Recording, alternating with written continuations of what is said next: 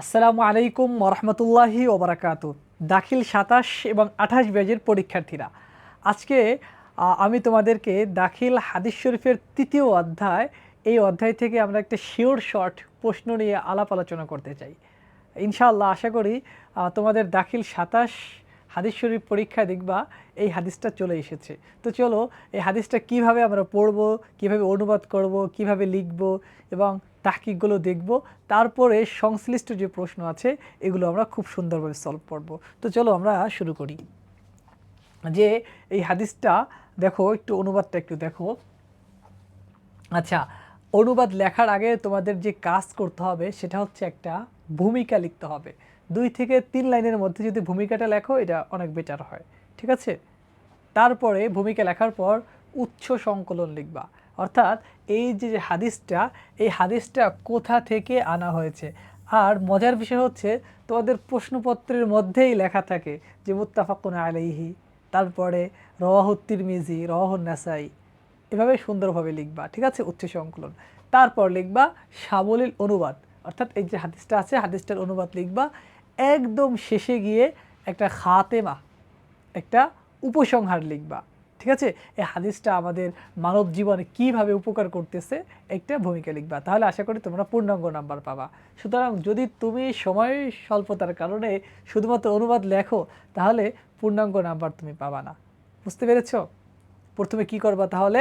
প্রথমে একটা ভূমিকা লিখবা, মুকাদ্দিমা লিখবা, তারপরে উৎস সংকলন লিখবা যে হাদিসটা কোন কিতাব থেকে নেওয়া হয়েছে, তারপরে হাদিসের সাবলীল অনুবাদটা করে দিবা এবং শেষে একটা মুকাদ্দিমা লিখবা বা শেষে একটা খাতেমা লিখবা, ঠিক আছে? তো চলো আমরা অনুবাদটা একটু দেখি।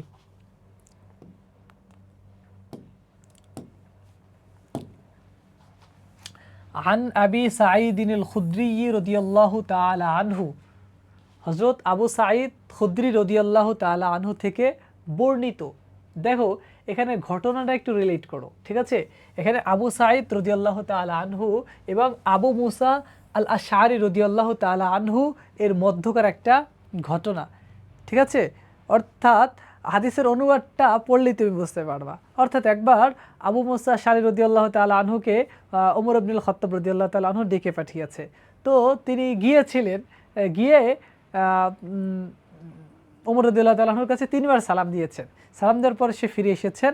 ফিরে আসার পরে যেহেতু কোনো জবাব পায়নি এই কারণে তিনি চলে এসেছেন। তারপরে ওমর রাদিয়াল্লাহু তাআলা আনহু বললেন যে আমি তো তোমাকে ডেকেছিলাম, তো তুমি কেন আসলে না? তো তখন বলতেছে আমি রাসূল সাল্লাল্লাহু আলাইহি সাল্লামের কাছ থেকে শুনেছি যখন আমরা নতুন কোনো জায়গায় যাব বা কারো বাসায় যাব তখন 3 বার সালাম দিব।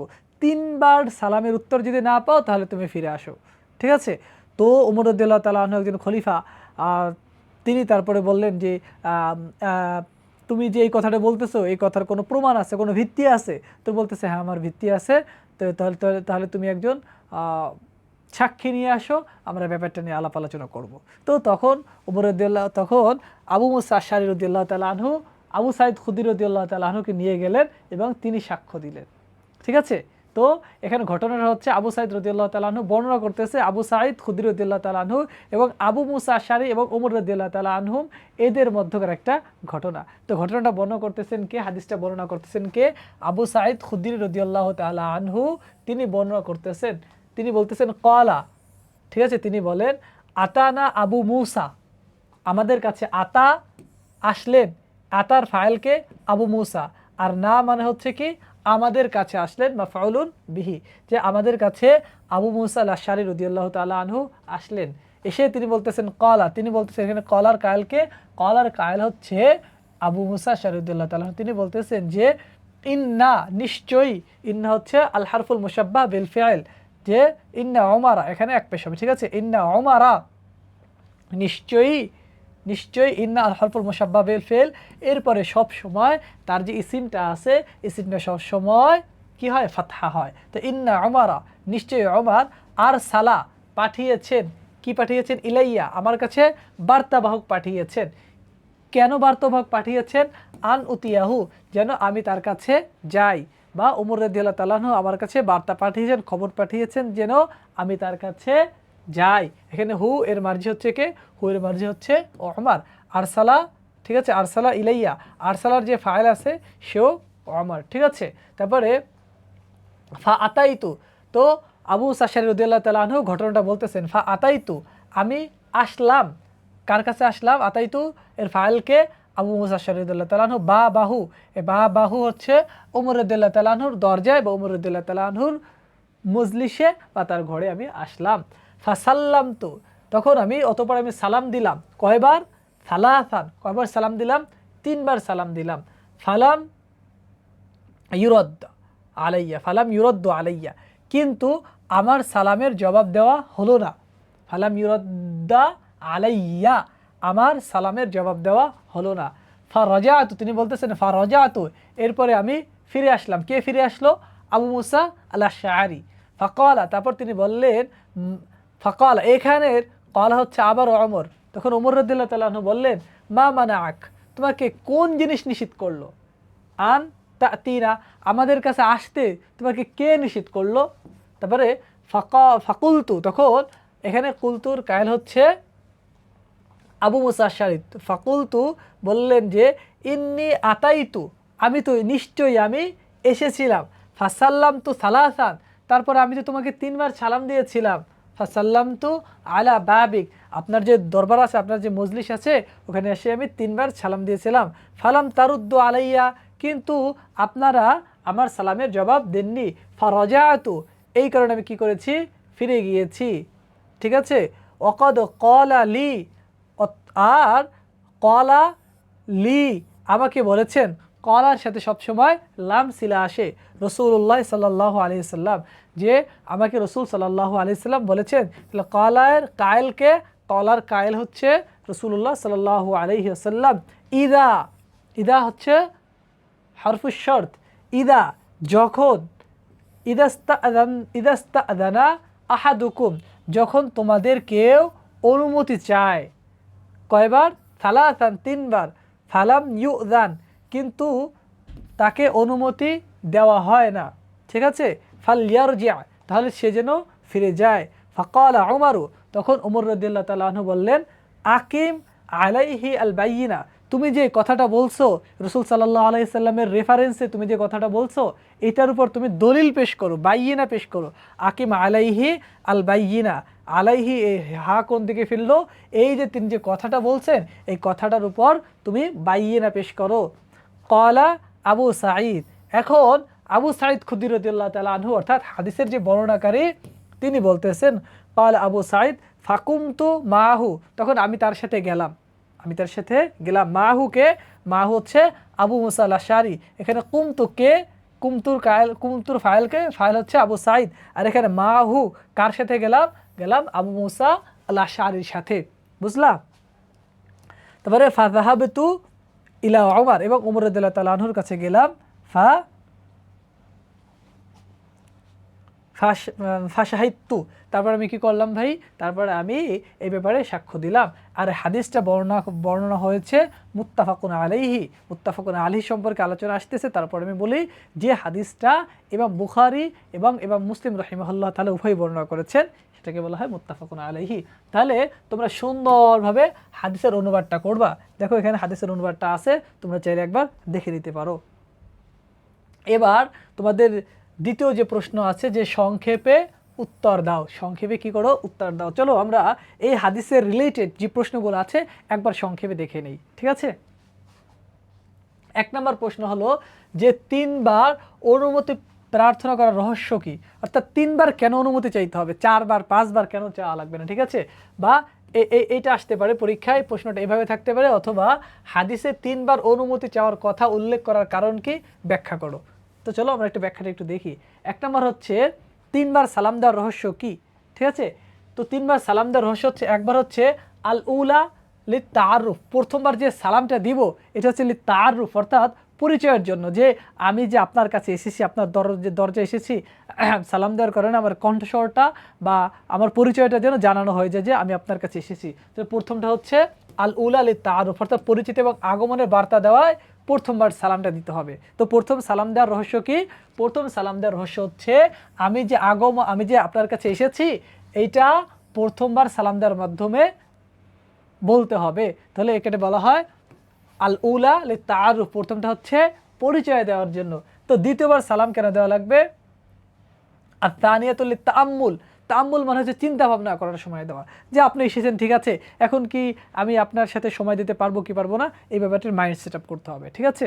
তো দ্বিতীয় সেট আপটা হচ্ছে কি, যে গৃহকর্তা যে আছে তাকে প্রস্তুতি গ্রহণ করা এবং চিন্তা ভাবনার যে আমি সময় দিতে হবে। মনে করেন সব সময় মানুষ তো মানে দেখা সাক্ষাতের বা সাক্ষাৎ করা উপযোগী থাকে না, মানে মানুষের প্রয়োজন থাকতেই পারে, ঠিক আছে না। এই কারণে দ্বিতীয় যে সালামটা দেওয়া হবে, দ্বিতীয় সালামটা তাকে চিন্তা ভাবনা করার জন্য দেওয়া হলো, বা সে যদি অপ্রস্তুত অবস্থায় থাকে তাকে সাক্ষাতের জন্য প্রস্তুত হওয়ার জন্য তাকে দ্বিতীয়বার সালামটা দিতে হবে। তৃতীয় সালাম দেওয়ার রহস্য কি? তৃতীয় হচ্ছে তানিয়াতুল ইদনি, অর্থাৎ চূড়ান্তভাবে একটা ফায়সালা হয়ে যাবে, ঠিক আছে। আমি কি তাকে অনুমতি দেব কি দেব না? যদি অনুমতি দেয় তাহলে সে অবশ্যই প্রবেশ করবে, তার সে সাক্ষাৎ করবে। আর যদি অনুমতি না দেয় তাহলে সে প্রবেশ করবে না, সে চলে আসবে। বুঝতে পেরেছো? তাহলে প্রথমবার হচ্ছে তাআরুফ, অর্থাৎ পরিচয় দেওয়ার জন্য, আমি যে এসেছি আমার পরিচয়টা দেওয়ার জন্য। দ্বিতীয়টা হচ্ছে লিত্তাআম্মুল, অর্থাৎ তোমাকে চিন্তা ভাবনার সময় দেওয়া। আর শেষে যেটা আছে আর সালিসাতুল ইদনি, আমি অনুমতি দেব কি দেব না, এটার জন্য তৃতীয়বার সালাম দিতে হবে। তো আশা করি তোমরা বুঝতে পেরেছো যে 3বার সালাম দেওয়ার রহস্যটা কি, ঠিক আছে। যদি এটা প্রশ্ন আসতেও পারে, খুবই গুরুত্বপূর্ণ। আচ্ছা, এটা হচ্ছে সবচাইতে গুরুত্বপূর্ণ, ঠিক আছে। মুত্তাফাকুন আলাইহি এর অর্থ কি? এটা তোমরা সবাই জানো, ঠিক আছে। মুত্তাফাকুন আলাইহি সুন্দরভাবে একটু সাজিয়ে লিখতে হবে, সবাই তো জানো, কিন্তু সাজিয়ে লিখতে হবে।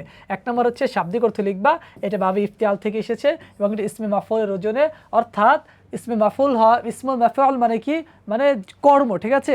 অর্থাৎ যে বিষয়ে ঐক্যমত প্রতিষ্ঠিত হয়েছে। কি ঐক্যমত প্রতিষ্ঠিত হয়েছে? অর্থাৎ একটা মুত্তাফাকুন আলাইহি বিষয়, মনে করো একটা সংসদে একটা রায় উপস্থাপন করা হয়েছে এবং সবাই ওইটার উপর ঐক্যমত পোষণ করেছে, তাহলে ওই মতটাকে বলা হবে, ওই রায়টাকে বলা হবে কি? মুত্তাফাকুন আলাইহি। বুঝতে পেরেছো? অর্থাৎ একাধিক মত, সবাই যেটার উপর একমত হয়েছে তাকে বলা হয় মুত্তাফাকুন আলাইহি, ঠিক আছে। তাহলে মুত্তাফাক এটা বাবুল ইফতিআল থেকে এসেছে, বুঝলাম, বাবুল ইফতিআল থেকে এসেছে এবং এটা ইসমুল মাফউলের ওজনে এসেছে। এর শাব্দিক অর্থ হচ্ছে ঐক্যমত প্রতিষ্ঠিত হয়েছে। আর পারিবেশিক অর্থ কি? মুহাদ্দিসগণদের পরিভাষা যে ইমাম বুখারী এবং মুসলিম যে হাদিসটি একই রাবি থেকে নিজ কিতাবে যৌথভাবে বর্ণনা করেছেন সেটাকে বলা হয় মুত্তাফাকুন আলাইহি। অর্থাৎ একই হাদিস যেটা বুখারীতেও পাওয়া যায় এবং পাশাপাশি মুসলিম যে গ্রন্থকারের যে কিতাব আছে ওটার মধ্যেও পাওয়া যায়, সেটাকে বলা হয় মুত্তাফাকুন আলাইহি। এভাবে তুমি সুন্দরভাবে যদি সাজিয়ে লিখতে পারো, আশা করি তুমি পূর্ণাঙ্গ নাম্বার পেয়ে যাবা। তৃতীয় প্রশ্ন হচ্ছে, হযরত ওমর রাদিয়াল্লাহু তাআলা আনহু আবু মুসা আশআরী রাদিয়াল্লাহু তাআলা আনহুর নিকট কেন সাক্ষী চেয়েছিলেন? খুবই গুরুত্বপূর্ণ, খুবই গুরুত্বপূর্ণ, ঠিক আছে। কেন সাক্ষী চাইলেন? তো আবু মুসা আশআরী রাদিয়াল্লাহু তাআলা কোন সাহাবী, তার কাছে কেন সাক্ষী চাওয়া হলো? ঠিক আছে। তো দেখো, এক নম্বর হচ্ছে মিথ্যাচারের পথ বন্ধ করা। দেখো যে রাসূল সাল্লাল্লাহু আলাইহি সাল্লামের নামে যে কেউ মিথ্যারোপ করতে পারে, তাই না? তো ওমর রাদিয়াল্লাহু তাআলা আনহু একজন খলিফা ছিলেন, ঠিক আছে, একজন শাসক ছিলেন। তিনি যদি ব্যাপারটা ঢিলাঢালাভাবে দেখতেন, যে তার কাছে একজন এসে বলছে, তিনি এটা মেনে নিলেন, তাহলে এমন যদি হয় তাহলে তো রাসূল সাল্লাল্লাহু আলাইহি সাল্লামের কথার কোনো কি থাকে না, কোনো আলাদা ভ্যালুই থাকে না। যে কেউ এসে রাসূল সাল্লাল্লাহু আলাইহি সাল্লামের নামে কোনো কথা চালিয়ে দিতে পারে।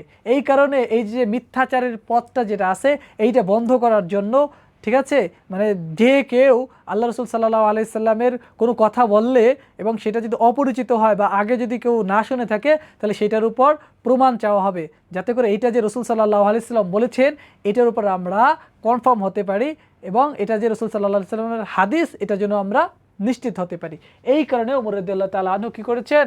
তার কাছে সাক্ষী চেয়েছেন, যেন কেউ কি না করতে পারে, যেন কেউ রাসূল সাল্লাল্লাহু আলাইহি সাল্লামের নামে অসত্য বা মিথ্যা কোনো কিছু ছড়াতে না পারে। এই ব্যাপারে কঠোর সতর্কতা জারি করেছেন যে আবু মুসা আল-আশআরী রাদিয়াল্লাহু তাআলা আনহুর মতো একজন প্রসিদ্ধ সাহাবী, তার কাছেও কি চাওয়া হয়েছে? প্রমাণ চাওয়া হয়েছে, যাতে করে রাসূল সাল্লাল্লাহু আলাইহি সাল্লামের নামে বেনামে কেউ মিথ্যা প্রচার করতে না পারে। দ্বিতীয়ত হচ্ছে হাদিসের সত্যতা যাচাই, যে খলিফা, নিজে খলিফা, তিনি আইন এবং সামাজিক বিধানের ক্ষেত্রে যে সাক্ষ্য প্রমাণ করতেই পারেন, এটা ছিল তার দায়িত্ব। যিনি তার খলিফা, ঠিক আছে, সমাজে কোনো কিছু ঘটে যাওয়া বা কোনো নতুন কোনো নিয়ম বা কোনো বিধিবিধান এটা জারি করতে পারে কে? খলিফা। সুতরাং এই যে আর যদি কোনো নিয়ম জারি করতে যায় তাহলে এর জন্য প্রমাণ লাগবে, তারপরে দলিল প্রমাণাদি লাগবে। এই কারণে তিনি এটা চেয়েছেন যে হাদিসের সত্যতা যাচাই, তারপর উম্মতের জন্য শিক্ষা। ঠিক আছে, উম্মতের জন্য কি শিক্ষা হইতে পারে? যে ওমর রাদিয়াল্লাহু তাআলা আনহু যে হাদিসের ক্ষেত্রে কি চেয়েছেন? সাক্ষী চেয়েছেন। এমন ক্ষেত্রে আমাদের কাছে যদি কোনো হাদিস আসে এটা আমরা যাচাই বাছাই যেন করি। ঠিক আছে, এটা যেন আমরা রাসূল সাল্লাল্লাহু আলাইহি সাল্লামের হাদিস শুনেই যেন আমরা কি না করি, ওটার উপর আমল করা শুরু না করি। ঠিক আছে, এটা আমাদের যাচাই করতে হবে, বাছাই করতে হবে। এই শিক্ষা দেওয়ার জন্য ওমর রাদিয়াল্লাহু তাআলা আনহু আবু মুসা আল আশআরী রাদিয়াল্লাহু তাআলা আনহুর কাছে কি চেয়েছেন? সাক্ষী চেয়েছেন। আবু মুসা আশআরী রাদিয়াল্লাহু তাআলা আনহুর মতো একজন সাহাবীর কাছে যদি সাক্ষ্য চাওয়া হয়, ঠিক আছে, তাহলে আমরা যারা হাদিস বর্ণনা করি অবশ্যই যে হাদিসটা শুনবো ওই হাদিসটা আসলেই হাদিসে আছে কিনা, নাকি এটা জাল হাদিস নাকি মাউজু হাদিস, অবশ্যই আমাদের এটা জানতে হবে।